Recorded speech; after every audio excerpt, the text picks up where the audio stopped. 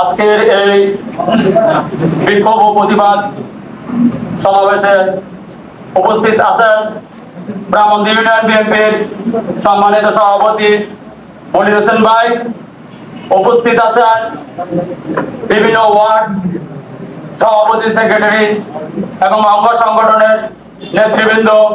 আসসালামু আলাইকুম। আজকের এই প্রতিবাদ সমাবেশে আমি একটা কথা বলতে চাই, এই নেতা দুর্দিনে আমাদের সামনে ডালের মতো হয়ে দাঁড়িয়েছিলেন, আমাদেরকে নেতৃত্ব দিয়েছিলেন, যার অনুপ্রেরণায় আজকে ২৫০০ থানার মধ্যে বিএনপি আজও মাথা উঁচু করে দাঁড়িয়ে আছে। সেই নেতা নজরুল ইসলাম আজাদ ভাইকে স্মরণ করছি, যার অক্লান্ত পরিশ্রমে আমরা এত সুন্দর একটি ২৫০০ এবং ২৫০০ সাংগঠনিক শক্তি পেয়েছি, যার সাংগঠনিক শক্তি অত্যন্ত প্রখর।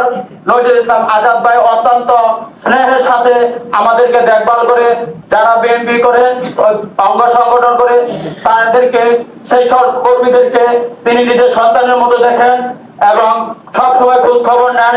যত বিপদ আপদ হয়েছে গত ১৭ বছর, সকল ধরনের বিপদ আপদ থেকে আমাদেরকে রক্ষা করেছেন, উনি সামনের সারিতে থেকে আমাদেরকে নেতৃত্ব দিয়েছেন।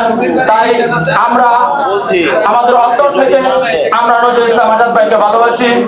কিছু কুচক্রী মহল যারা ৫ তারিখের পর ২৫০০-এর মধ্যে এসে রাজনীতি শুরু করেছে, তারা নজরুল ইসলাম আজাদ ভাইয়ের নেতৃত্বকে এবং জনপ্রিয়তাকে ঈর্ষান্বিত হয়ে ওনার বিরুদ্ধে বিভিন্ন মিথ্যা বানোয়াট গল্প গুজব করছে। তারা নজরুল ইসলাম আজাদ ভাইয়ের নেতৃত্বকে ভয় পাচ্ছে যে নজরুল ইসলাম আজাদ ভাই ছাড়া কোন নেতা মনোনয়ন পাবে না। সেজন্য নজরুল ইসলাম আজাদ ভাইয়ের নেতৃত্ব নষ্ট করার জন্য, রেপুটেশন খারাপ করার জন্য বিভিন্ন মহল দিয়ে পত্র পত্রিকা অনলাইনে টাকা খরচ করে ভাইয়ের বিরুদ্ধে বিভিন্ন অপপ্রচার চালাচ্ছে। আপনারা একজনও বলতে পারবেন আমরা ইউনিয়ন বিএনপি সভাপতি, সেক্রেটারি কারো কাছ থেকে চাঁদা চাইছি, এরকম কোন আপনাদের কাছে প্রমাণ আছে? যারা আপনাদেরকে বা বিভিন্ন মিডিয়ার মধ্যে বক্তব্য দেয় যে নজরুল ইসলাম আজাদ ভাই এবং আজাদ ভাইয়ের নেতৃত্বে সংগঠনের নেতাকর্মীরা চাঁদাবাজি সন্ত্রাসী করেছে, এগুলো সম্পূর্ণ বানোয়াট এবং ভিত্তিহীন। এমন কোন ২৫০০-এর একটা ব্যবসায়ী বলতে পারবে না যে নজরুল ইসলাম আজাদ ভাইয়ের লোকজন বা নজরুল ইসলাম আজাদ ভাই কারো কাছ থেকে চাঁদা চাইছে। কিন্তু তারা ৫ তারিখের পরে এসে রাজনীতিতে ঢুকে এইসব কুপরামর্শ দিয়ে বিভিন্ন মিডিয়ার কাছে এগুলো প্রচার করার জন্য টাকা পয়সা খরচ করে প্রচার করতেছে। আপনারা সেটি খেয়াল রাখবেন যেন এইগুলো কেউ প্রচার করতে না পারে।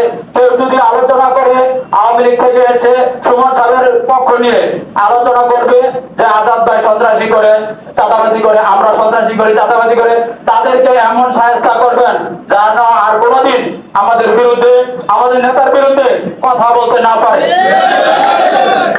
সেদিক লক্ষ্য রাখবেন যেন আমাদের যে সাংগঠনিক শক্তি কোনোভাবে যেন নষ্ট না হয়। সবাই ঐক্যবদ্ধ থাকবেন এবং অন্যায়ের বিরুদ্ধে প্রতিবাদ করবেন।